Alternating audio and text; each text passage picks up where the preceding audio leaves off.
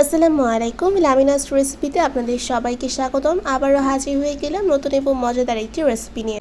আজ আমি আপনাদের সাথে পারফেক্ট এবং মচমচে একটি বেগুনি রেসিপি শেয়ার করছি।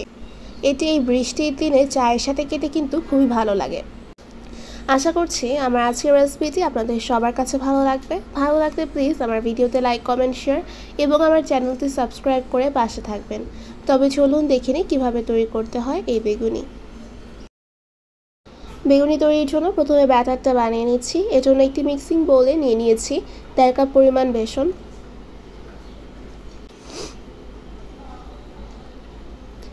এর ভিতর দিয়ে দিচ্ছি 1/2 চা চামচ পরিমাণ লাল মরিচের গুঁড়া, 1/2 চা চামচ পরিমাণ হলুদের গুঁড়ো, 1/2 চা চামচ পরিমাণ ধনিয়া গুঁড়ো, স্বাদ মতো লবণ। এর ভালোভাবে এগুলোকে একটু মিক্স করে নিচ্ছি। এবার এখানে অল্প অল্প করে পানি দিয়ে আমি ব্যাটারটা তৈরি করে নিচ্ছি। পানিটা কিন্তু একেবারে বেশি করে দেওয়া যাবে না, তাহলে কিন্তু ব্যাটারটা খুব বেশি পাতলা হয়ে যাওয়ার চান্স থাকে। তো আমি খুবই অল্প অল্প করে পানি দিয়ে ব্যাটারটা রেডি করে নিয়েছি। দেখতেই পাচ্ছেন ব্যাটারের কনসিস্টেন্সিটা ঠিক এরকম হবে। এবার আমি বেগুনগুলোকে কেটে নিচ্ছি। দেখতেই পাচ্ছেন আমার বেগুনগুলো কিন্তু কাটা হয়ে গিয়েছে। বেগুনগুলোকে আমি ঠিক এই সাইজ করে কেটে নিয়েছি।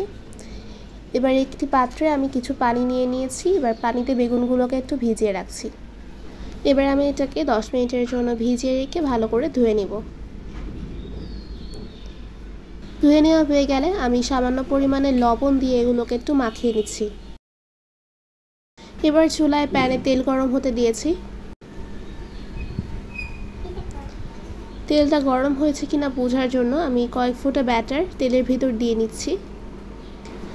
দেখতেই পাচ্ছেন এটা কিন্তু আস্তে আস্তে উপরে ভেসে উঠছে আর আমার তেলটাও কিন্তু গরম হয়ে গিয়েছে। এই পর্যায়ে আমি বেগুনটাকে ব্যাটারের ভিতর এভাবে চুবিয়ে তেলের ভিতর ছেড়ে দিচ্ছি। আমি এভাবে আরও কয়েকটি বেগুন দিয়ে দিচ্ছি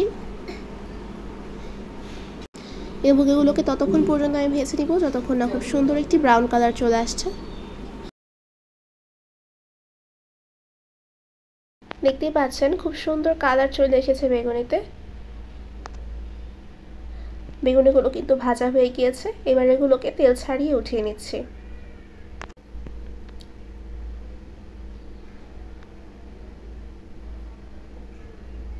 এবার বাকি বেগুনগুলোকেও কিন্তু আমি সেমভাবে ভেজে নিচ্ছি।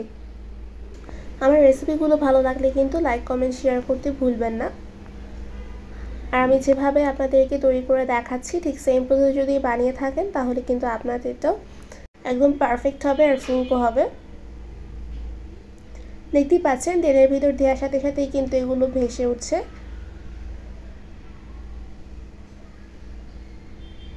এভাবে করে কিন্তু আমি বাকি সবগুলো বেগুন ভেজে নিব। তো দেখতেই পাচ্ছেন আমার বেগুনগুলো কিন্তু ভাজা হয়ে গিয়েছে। এবার একটি সার্ভিং ডিশে সার্ভ করে আপনাদের সাথে শেয়ার করছি। তৈরি মাঝে তৈরি হয়ে গেল আমার মজাদার বেগুনি। দেখতে পাচ্ছেন এটার কালার কি সুন্দর এসেছে, খেতেও কিন্তু দারুণ হয়েছিল।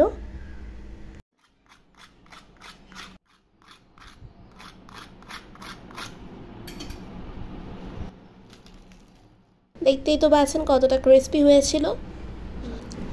আশা করছি আমার আজকের রেসিপিটি আপনাদের সবার কাছে ভালো লেগেছে। ভালো লাগলে প্লিজ আমার ভিডিওতে লাইক, কমেন্ট, শেয়ার এবং আমার চ্যানেলটি সাবস্ক্রাইব করে পাশে থাকবেন। তো আজকে এই পর্যন্তই। আপনাদের সবাইকে ধন্যবাদ আমার ভিডিওটি শুরু থেকে শেষ পর্যন্ত দেখার জন্য। সবাই ভালো থাকবেন।